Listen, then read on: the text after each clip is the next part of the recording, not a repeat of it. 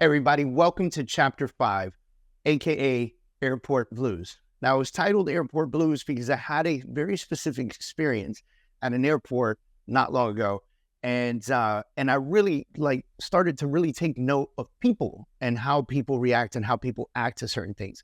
Now, I am really big, and you'll hear me from the stage consistently say, it is not what happens or what comes to you, because life happens. It's going to happen. It's how you react to those things that will determine how you move forward. If you break down, that's how you move forward. If you're able to stand up against it, that's how you move forward. And so I'm going to share this presentation with you guys. And obviously titled Airport Blues. We're going to get knee deep into people and how people react to certain things so that you can become a better reactor, but you can also become a better receiver, meaning when people react, I want you to learn how to cultivate that and turn them into relationships and opportunities, right? So you can either burn the time that's given to you, or you can make use of it. It's completely up to you. And I put this on here because in this airport situation, which we'll get deeper into on the next couple slides, we lost a lot of time. And it was due to malfunctions with the airplane, so forth and so on. And what you do with that time is what happens next, right? Like, you can burn the time, you can use it to complain and be a big baby about the fact that you're delayed, or you can make use of the time and find success in it, whatever that means to you. And so this is my airport story. We're flying this airplane or this airline. I don't want to say the name, and we'll just say that this airline is notorious for being late or not taking off for whatever reason. And I don't know why we ended up booking on this airline, but we did. And so we started to taxi out, and we're headed out to the runway. And then all of a sudden we got this announcement. The announcement was, hey, we have a malfunction on the plane and we can't take off. And so the crew is working on that right now, and I will let you know when we're ready to take off. 3 hours later, we were still on this plane. AC was not kicking very well because they were trying to conserve gasoline. It was just not the best situation. After 3 hours, they actually taxied us back to the gate and let us off the plane, because federal law says that they can't let us off the plane, but it also says that they can't keep us on there for more than X amount of time. And so they let us off the plane into the waiting area, in which they gave us a $7 voucher to buy something to eat. Now, ladies and gentlemen, if you've ever eaten at an airport, you know that $7 is getting you a bottle of water and a bag of M&Ms, right? Here's the crazy part.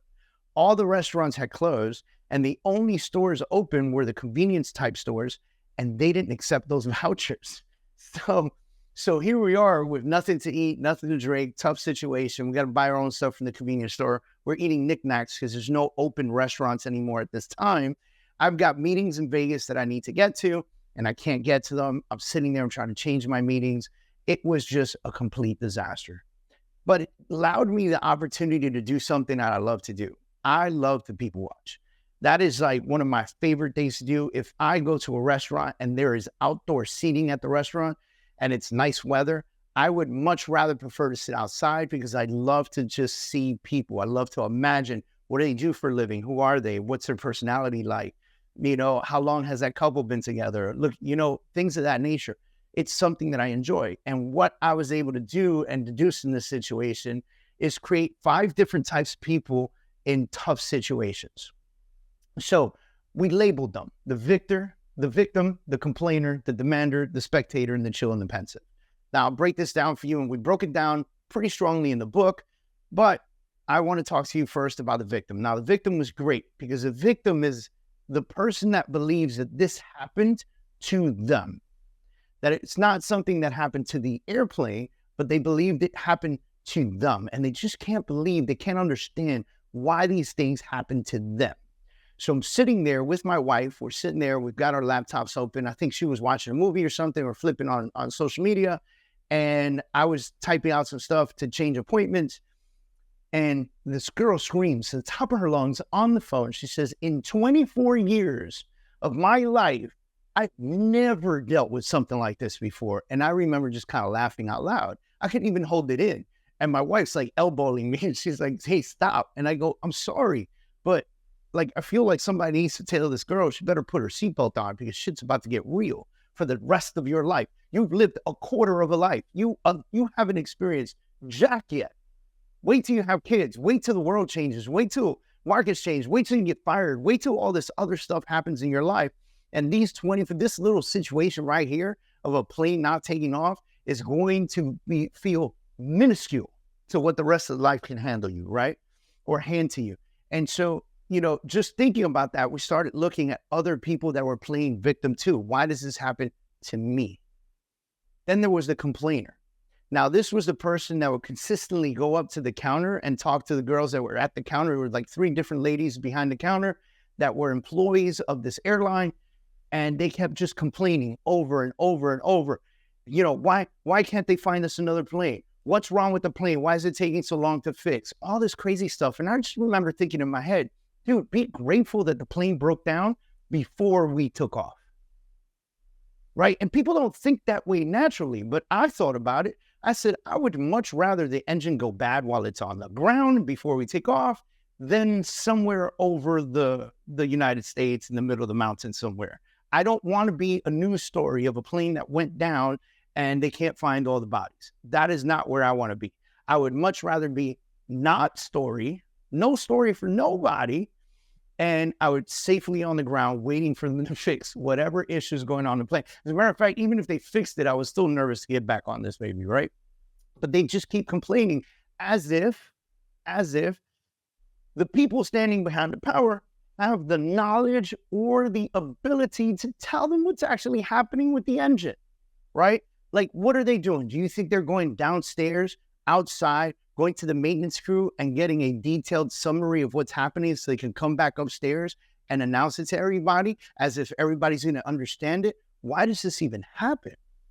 Then there was the demander. This is like one of my favorite people because they're the ones that feel like they have some sort of authority over the people that work at the airline. And so they walk up to the counter and they say, I demand you bring us another plane. Or I demand to speak to management. I demand. And I remember when we got enough demanders up there really getting tough and loud, instead of management, they got 4 police officers that showed up. So we actually had to have 4 police officers show up and stand the grounds to make sure nobody loses their freaking mind. By the way, my wife and I are sitting down watching all of this happen, right? And so then the next person was the spectator. These are the fun ones because these are your cheerleaders.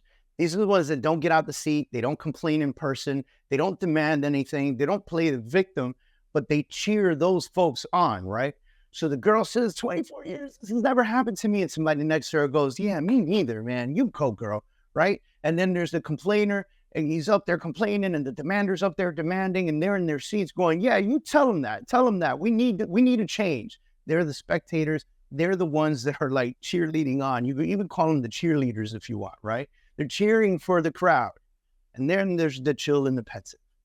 Now, I fell in the chill and pensive because, like I told you, I would rather that engine fall apart before we go off than mid-air on our way to Las Vegas, right? And so I started to really chill, and I took a moment after really doing a lot of people watching, and I started researching private jets. And I look at my wife and I said, how do we ensure that something like this never happens to us again? See, that's where there's the chill and pensive, not chill or pensive, but the chill and pensive. You start thinking and wondering, how can I ever avoid being in this situation again?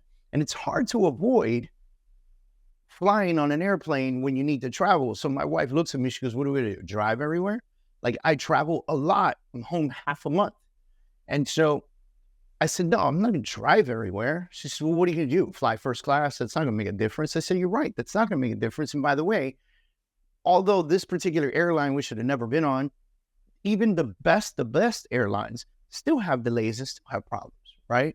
And still have weather and all this other stuff. And so I said, what if we started looking at flying a private jet?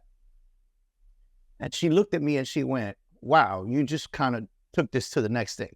Now, if you've been watching this training, you've been reading this book, you know that there is big thinking opportunities only. I don't think small. You have to think big. You have to go big, right? What's the old saying? Shoot for the stars, fall on the moon, right? At least you made it to the moon, ladies and gentlemen, right? So if I think private jet, maybe I get charter jet.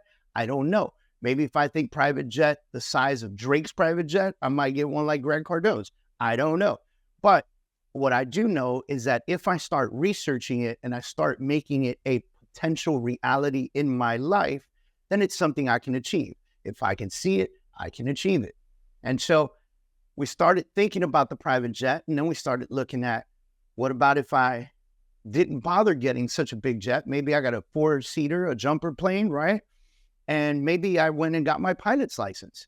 And so I started researching the cost of that. And believe it or not, some of those jets that you can buy, they'll cost you more than the monthly payment of a really nice car.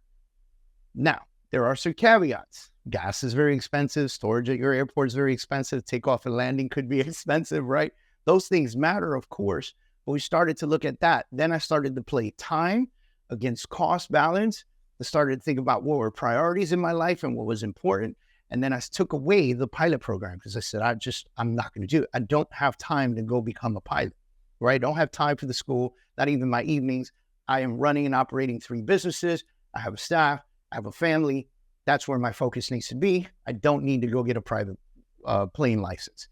And so we started then digging into the cost of having a private jet, having a pilot, storage, gasoline, and all the expenses that go with it, and how much we would need to earn each year in order to justify having the type of plane that we want. Now, in saying that, since we got rid of getting the pilot's license and I wouldn't be flying the plane, it was important for me that the type of plane that I purchased has a bathroom. I just feel like I don't want to hold it the entire flight. I want to be able to use the bathroom, and not all private jets have bathrooms. And so it was important to me that the first private jet we buy have a bathroom. And so therefore that leads to a little bit bigger of a private jet, right? And possibly not 1, but 2 pilots, a pilot and co-pilot. And so the cost goes up and the evaluation goes up.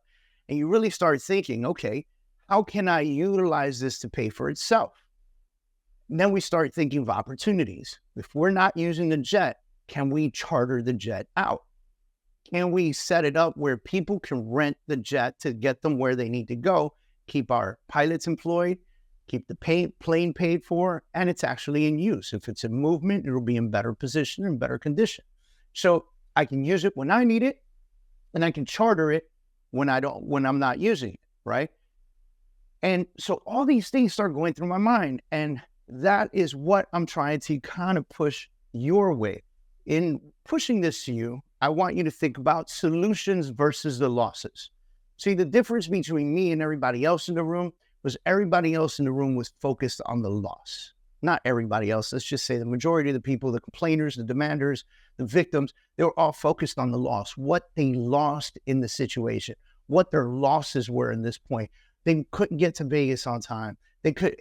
Everything was bad and horrible, and they were hungry and they had nothing. They didn't know what to do. And it's just bad all the way around. Or you can focus on the solution. Now, in this situation that I had with the airplane, I couldn't go downstairs and fix a plane myself. Don't have the knowledge, wouldn't be allowed to, if I went down there and fixed it myself, we'd be in real trouble, right? And so with that being said, I focused on how could I never be in this position again? And the funny part is, even if we got the private jet, what's to say the private jet won't have mechanical issues one day and I'll end up back on an airline for a particular flight? It can happen, but I'm not going to focus on the losses. I'm going to continue to focus on the solutions, as you should focus on the solutions. And you need to put yourself in the mind space and the mindset that allows you to only think about the solutions so that you can achieve them. Again, if you can see it, you can achieve it. What type of person do you want to be? Who do you want to be? What type of person are you? What needs to change? See, some of you are sitting back watching this training, reading this book, and you're thinking to yourself, you know what, Dave? I'm a complainer. I do it all the time. Shit happens. I become the victim. I start complaining about it. I'm demanding that people change their lives for me rather than me changing my life to suit me. Not to suit them, but to suit me. because I got to take care of me first. And so what needs to change in your life? What things do you need to put in place? What actions do you need to take to change the way that your mind processes loss in order to avoid failures? See, this whole book is about, again, the truth about failure. And if you allow these losses to make you the victim, the complainer, and the demander, then you're quitting. And if you're quitting, you're failing. And how do we avoid failures? We plan, we build foundation, we do the things necessary to develop a strong life and business to avoid the failures necessary. We practice, we train, we make more money, we do the things that are necessary, we spend time with family, we do what's important. And so what needs to change in your life in order for you to achieve? You have to see beyond the bull in front of you. You may not have heard this before, but it's absolutely true. Your current circumstance is not your final destination. Wherever you find yourself in life, know this. It's a launching point to who you will be. Don't spend your time feeding off negative energy and trying to win arguments with people who don't have the same vision as you. They don't have the same vantage point you have. The victims, the complainers, and the demanders might find the tension, but they'll never find success. I leave you guys with that. Hope you enjoyed chapter 5. I'll see you in our next chapter. We'll see you soon.